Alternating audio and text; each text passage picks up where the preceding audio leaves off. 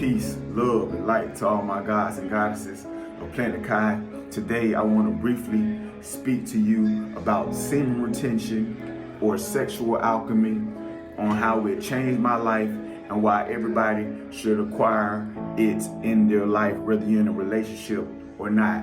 The first thing that you need to know is you are not the body.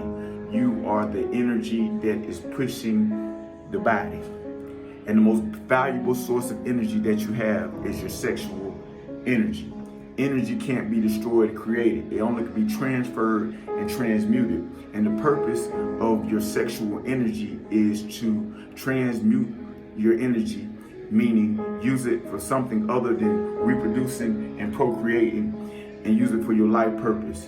Use it to make you stronger. Use it to make you smarter. Use it to keep you youthful. That's what the sexual energy is for. Use it to become God consciousness, because that's your God power.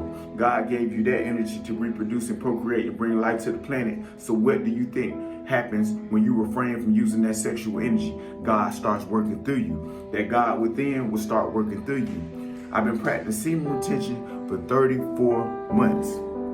When they say that Jesus turned water to wine, that was a metaphor talking about you raising your sexual energy back to your brain, because your sexual energy is called cerebrospinal fluid, and it comes from the brain, but it's just held at your lower self. You have a chakra system that's inside of your body. Those are energy centers that you have to fill up and raise it back to your brain. The lowest level chakra is your root chakra, which is red. That's when you're moving from your lower self, not able to control your sexual urges, grief, misery, hate, jealousy, all that is in your heart when you're moving from your lower self. Then you have the sacral, the solar plex, the heart, the throat, the third eye, and the crown. And the purpose is to raise your sexual energy back up to your brain and fill up every one of those chakra systems with your sexual energy and become God consciousness in enlightenment. When your sexual energy is going back to your brain, it enters your bloodstream, and that's when you're turning your water into wine. Alchemy is changing something else into what it is, into a pure form. That's what sexual alchemy is. That's what water turning water to wine is. So if you are interested in changing your life and becoming a better person, start saving your sexual energy.